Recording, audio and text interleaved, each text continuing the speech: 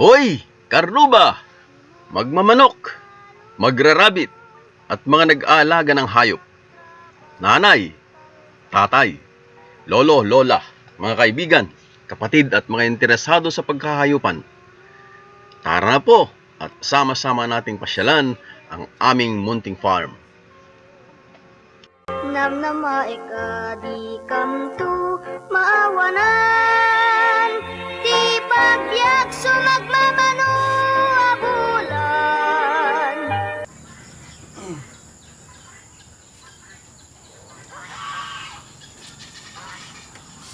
Hoy!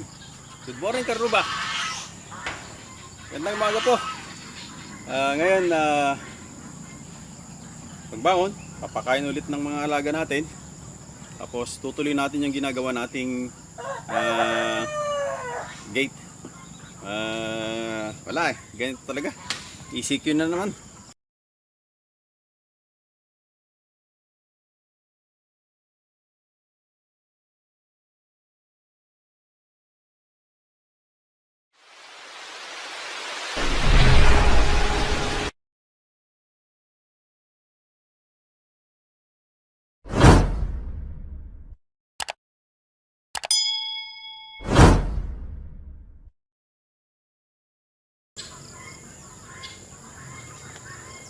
Hoy, magandang umaga ulit.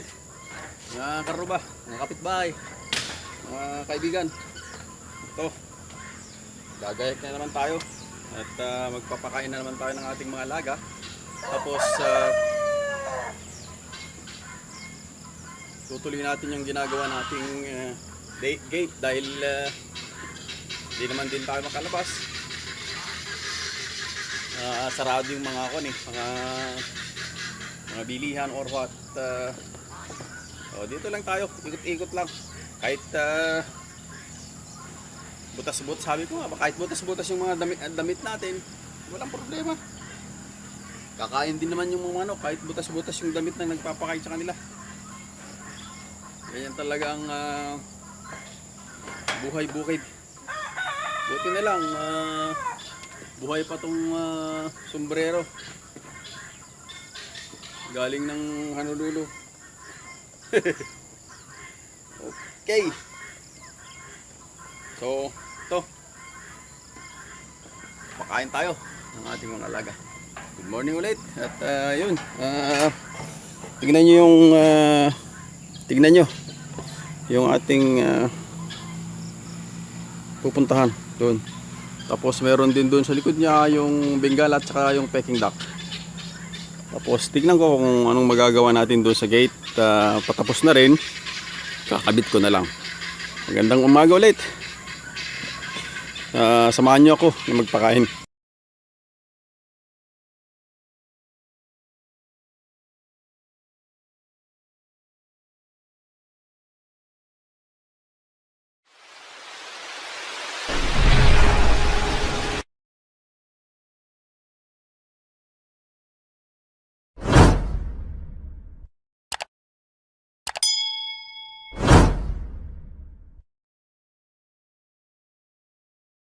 Magpadami lang tayo, karuba. Subscribe, share din sa mga kaibigan para madagdagan yung ating viewership at lumago naman tayo bilang Ilocano. Maraming salamat po.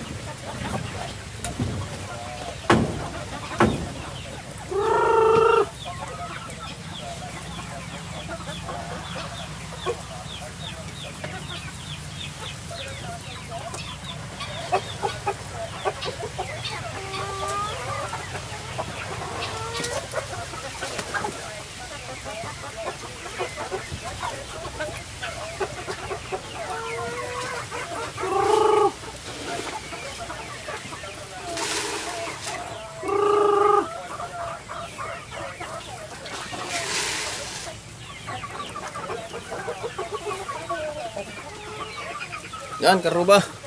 Nakakain na naman sila. Ang gandang panukuran, oh. Ay, ang gandang panukuran.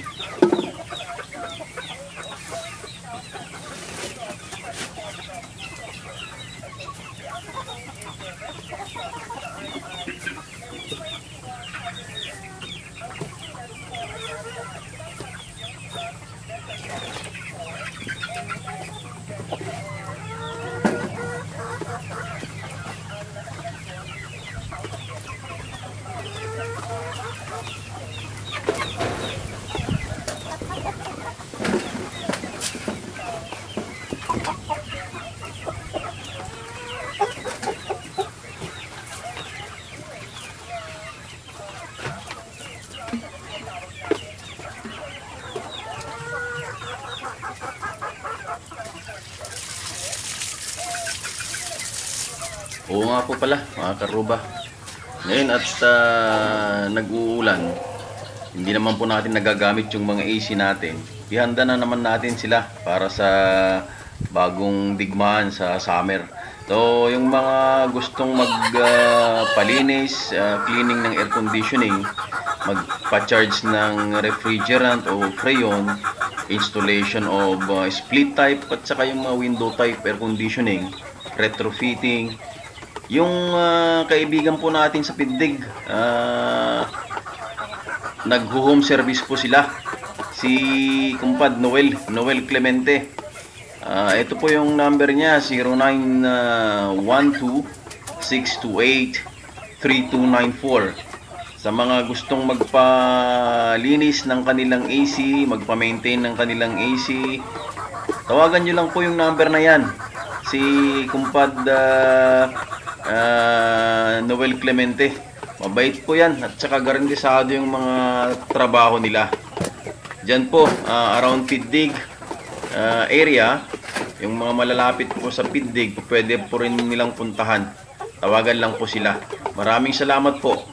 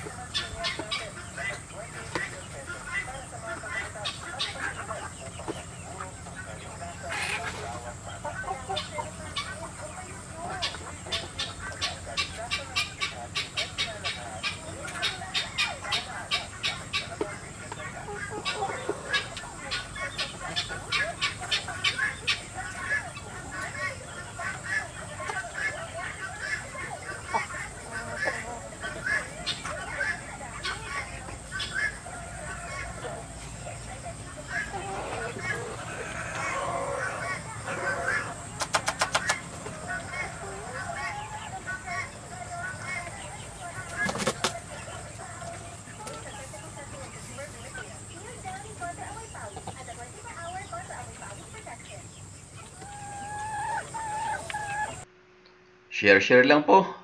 Karuba, palike din yung video, pa-share sa ating mga tropa, pa-subscribe na rin, at para ma-update, click yung notification bell.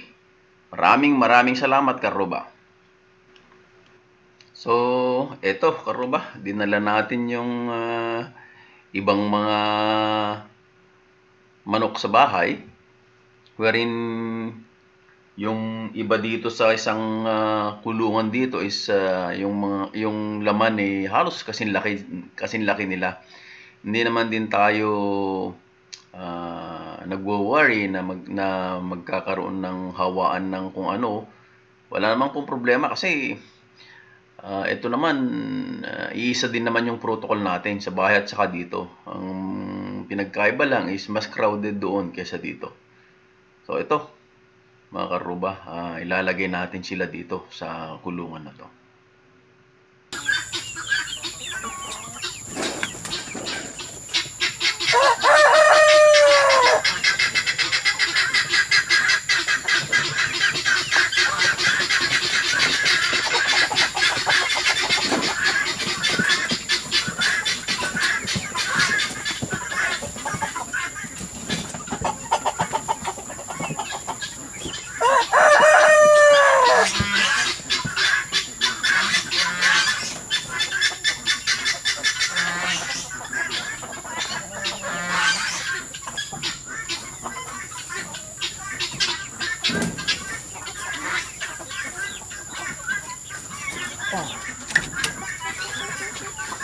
Sana lang hindi awayin ng mga ito yung iba dyan. Ay, yung mga nandyan yung ilalagay natin.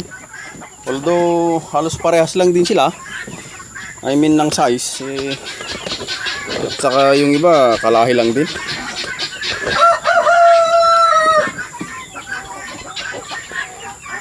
Yan. Tingnan natin kung anong gagawin ng mga to. Dito sa mga bago nilang roommate sa bahay ni Kuya.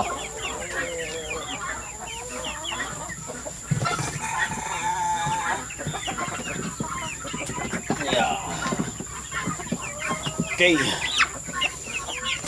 Halos magkakasing laki lang din sila.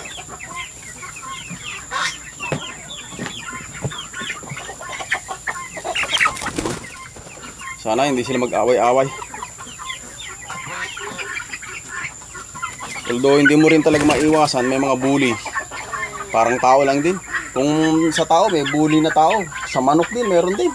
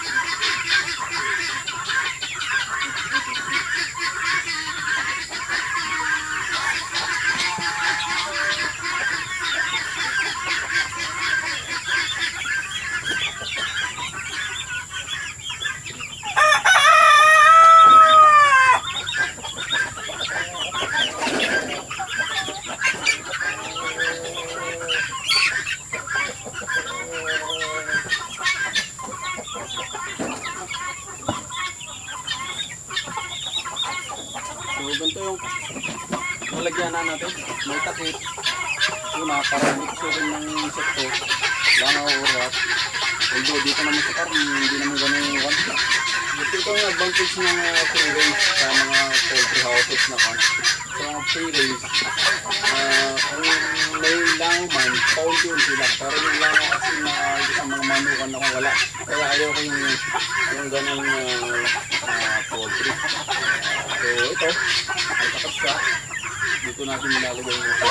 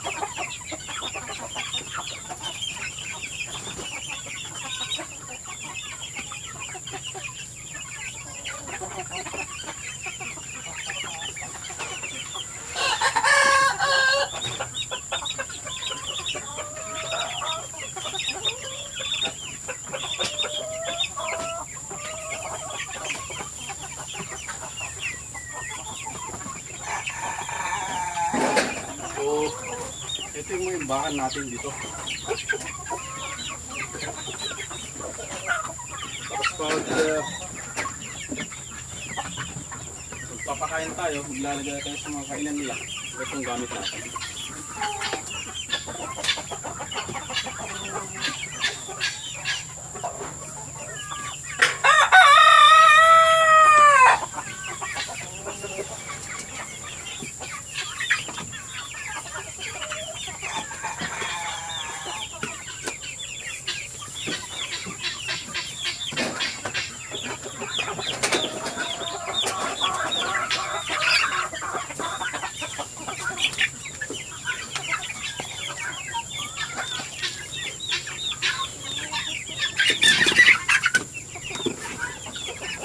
So, ito, laro ba?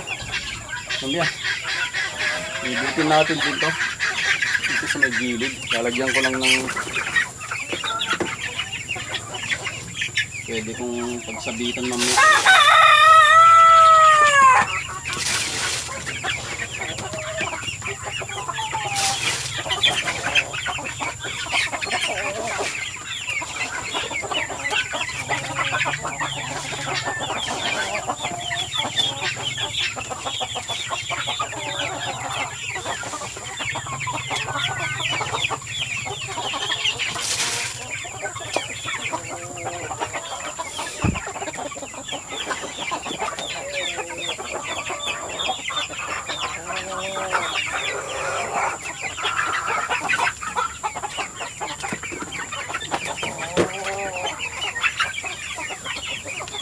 For the meantime, ganyan lang muna. Tapos lalagyan ko rin din ng sasabit ko lang din yan mamaya. Tapos lalagyan ko rin ng perching area nila rito.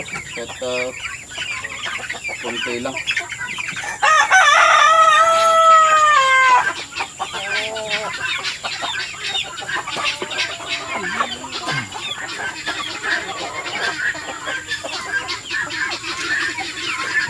Tapos pag nakikita nyo yung mga tubigan nila, mga tubigan na nakasabit para hindi masyadong pag naglalaro yan, parang ganyan, nagkukulitan sila. Pag wala ka, pag kasi nakapatong lang dyan, wala ito matatabunan ko ng ipa.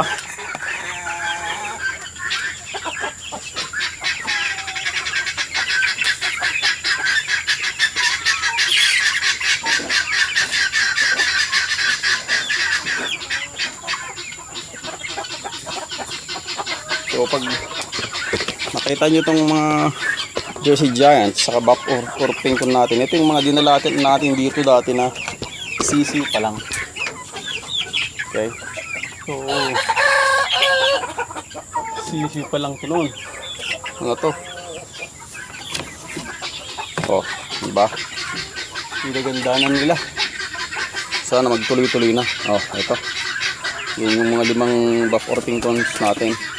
Yung mga Jersey Giants yan. Yung iba may sipon. Yung 2 yata. O 1 na lang. Pero normal sa mga ganitong pagkakataon na uulan, tapos biglang araw ulit, uulan yan. Kaya nilalagyan ko lang din ng minsan ng gamot yung inumin nila. Okay, sige mga karuba, tutuloy ko lang din muna. Till here mga karuba, manood kayo sa ating mga videos, mag-subscribe, i-like nyo sila, share nyo sa inyong mga kaibigan para dumami tayo, lalo na po dito sa Ilocandia. Napapansin nyo yung ating mga dialogue, karami, I can even say na mas marami yung mga Ilocano dialogue natin. At may mga Ilocano 101 din tayo para dun sa mga hindi nakakaintindi ng Ilocano. Okay? So much for that. Salute to all of you. And be safe. Mag-ingat tayo lalo na sa panahon ngayon. Alagaan natin yung ating mga katawan, hindi para sa atin, pero para sa ating mga mahal sa buhay. Okay? Sa ating pamilya, sa ating mga anak. Kasi kung magkakasakit tayo, hindi lang tayo magsasuffer. Mas magsasuffer yung ating pamilya. Okay? So, good day and see you in my next video.